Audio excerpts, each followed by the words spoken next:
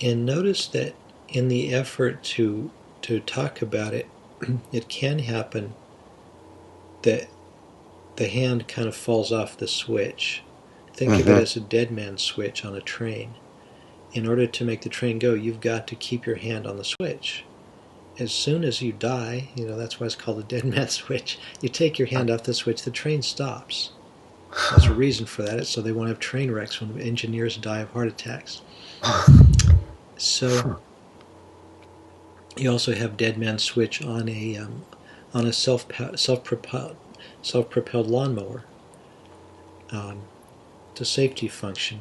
Well, in this case, the dead man switch, for whatever reason, it's because our default position is usually um, anxiety, in the anxiety mode. So you have to put your hand on the switch to to access this direct mode that we're looking at right now. This direct mode of experience does not include anxiety, because the anxiety is completely grounded. Anxiety depends upon a kind of energy disruption that we're healing by grounding it in the body. So anytime you want to experience your life as anxiety free, it's actually quite easy to do, as long as you remember to put your hand on the switch and just leave it there. And then you'll forget, and you'll remember, and you put it back. So what's happening here? What we're talking about is what has been called the direct path. The direct path is being enlightened in this moment without having to go through a process. And enlightenment in this context just means that uh, you're not filtering your experience. It's a very simple, direct. It's direct perception. So this is a mode of experience that does not include suffering.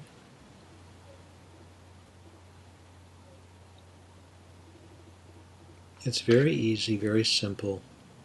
You ground the agitation in the body. Kenneth, I think I actually have a lot of experience with this to a certain extent. Mm-hmm.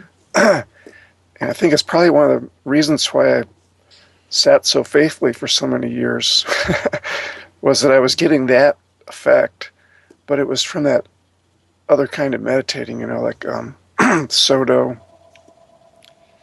and whatever my understanding of what Tony Packer was trying to convey. Mm-hmm. I don't know if I ever understood it, but it was kind of a, no technique, effortless awareness, keeping an eye on any activity like desire to have an effort or motivation or uncertainty, that kind of thing. Okay, yes, it definitely makes sense to me that you have experience with this. Um, and notice, as you say that, notice that the anxiety that arises. There's often an anxiety that comes up. Okay, I have to explain. I'm trying to explain something. Am I expressing myself well? That's bringing anxiety. Wondering about that. Is the person I'm talking to understanding it? So okay, fine. Anxiety rises. Ground it. And we're gonna keep talking about this for a minute, Yeah. and your own experience. But meanwhile, I want to make sure we keep the hand on the switch, Ah. because the tendency is to go back to anxiety mode in order to talk about the absence of anxiety.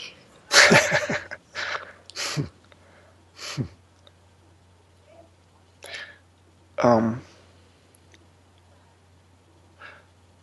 So So I think the thing that attracted me to Vipassana was that I felt like that I was just kind of having a functional form of meditation that helped me stay off drugs and keep a job.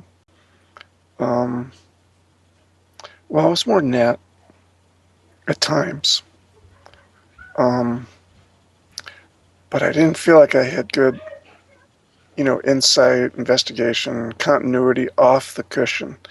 So one thing I got attached to was sitting for like an hour and a half or something so that I would just have enough charge from my sitting in the morning that that would last during the day because I wasn't able to like really find it that well during the day. Are And you able to find it now? right this minute, Yeah. good question. So I'm listening, and I dig what you're saying, and we're going to keep talking about this. But it's very important to keep it as you're talking, because this is the skill of Yeah, integrating this into your life. You have to be able to think and talk and ground your experience, ground the anxiety. Now, I want to respond to what you said so far. yeah, I don't think this is usually taught very well. And I think that is most of the problem. Because when people give you bullshit instructions like choiceless awareness, whatever comes up, I mean, I just want to say, screw you. Tell me what the technique is. Tell me what the method is. I can do it. No one has told you the method or the technique because I've listened to those teachers. All right, so what I'm suggesting is that by systemizing this, by giving you a very clear instruction and a feedback loop so you know when you're doing it and when you're not doing it, I believe this can be empowering all day long. Now, it's not that we're going to abandon Vipassana, we're not. What I'm pointing to here is that you need um, empowerment to be able to stay sane. In other words, you need an empowering technique. You need the switch. You need to be able to hit the off switch for anxiety. And I believe that you can learn this technique and use it anytime. Anytime you've got 5 minutes or 3 minutes to do it. So let's do it right now. Now, when the objections arise in the mind, as they do, as they will, they always start with "yeah, but." It happens to me. I know it happens to me constantly. The thought comes up, "Yeah, but what about blah blah blah?" Okay, fine. That I can feel as anxiety in the body. That thought is driven by and intimately caught up with the anxiety.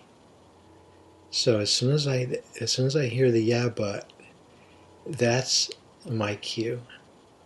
Yeah, but okay, anxiety. I can feel it in the body. My attention is the lightning rod. My body is the earth. I'm plugging the leak. I don't have to shoot plasma off into space every 20 seconds. I can ground this anxiety.